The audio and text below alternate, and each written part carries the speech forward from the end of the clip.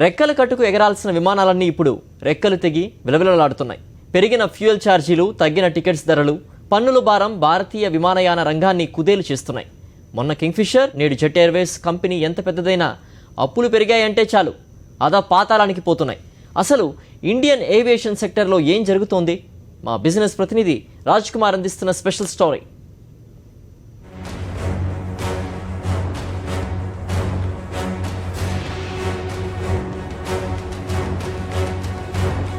Jet Airways private విమానయాన రంగంలో ఆకాశమంత ఎత్తుకెదిగిన సంస్థ. ఇండియాలోని టాప్ ఎయిర్లైన్స్ లో ఇది ఒకటి. కానీ అదంతా గతం. ఇప్పుడు ఈ ఎయిర్లైన్స్ పెరిగిన అప్పులతో కుప్పకూలిపోయింది. 200కు పైగా విమానాలతో నడిచే ఈ సంస్థకు ఇప్పుడు కేవలం 7 ప్లేన్స్ మాత్రమే మిగిలాయి. అమెరికా ఎగ్జిమ్ బ్యాంక్ అప్పులతో ఈ కంపెనీకి సంబంధించిన బోయింగ్ 777ను వెనక్కి తీసుకునేందుకు ఆ బ్యాంకు పావులు కదుపుతోంది. 7,000 కోట్ల అప్పుల వల్ల 3.5 నెలల నుంచి 20,000 మందికి జీతాలు చెల్లించలేని పరిస్థితుల్లో ఇరుక్కుపోయింది జెట్ ఎయిర్వేస్.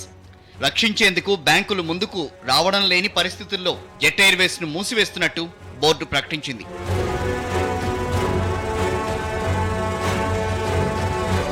ఇండియాలో కేవలం ఒక్క జెట్ ఎయిర్వేసే కాదు, దాదాపుగా 12 ఎయిర్లైన్స్ ఇలాగే వివిధ కారణాలతో మూతపడ్డాయి. అయినప్పటికీ ఇండియా ప్రపంచంలోని ఏవియేషన్ సెక్టార్లో బెస్ట్ పొజిషన్లో ఉంది. కింగ్ఫిషర్ ఎయిర్లైన్స్ విజయ్ మాల్యా స్థాపించిన ఈ సంస్థ 9,000 కోట్ల అప్పుల ఊబిలో ఇరుక్కుని 2012లో కుప్పకూలిపోయింది. ఇక 2010లో చెన్నైకి చెందిన పారామౌంట్ ఎయిర్వేస్ సంస్థ సైతం తన కార్యకలాపాలు మూసేసింది. గురుగ్రామ్కు చెందిన ఎండిఎల్ఆర్ సైతం అప్పుల ఊబిలోంచి బయటకు రాలేక 2009లో విమాన కంపెనీని మూసేసింది. ఇవే కాదు, ఎయిర్ దక్కన్ సైతం మూతపడింది. దీన్నే దక్కన్ అని కూడా పిలిచేవారు. ఈ సంస్థ సైతం 2007లో మూతపడింది. పెద్ద సంస్థలే కాదు, అర్చనా ఎయిర్వేస్ లాంటి చిన్న సంస్థలు సైతం 2000 సంవత్సరంలో మూతపడ్డాయి. 1996లో స్థాపించిన మూడిల్ట్ విమానయాన సంస్థ సైతం మూతపడింది. డెమానియా ఎయిర్వేస్ 1997లో మూతపడింది. నెప్ విమాన సంస్థ సైతం 1997లో మూతపడింది.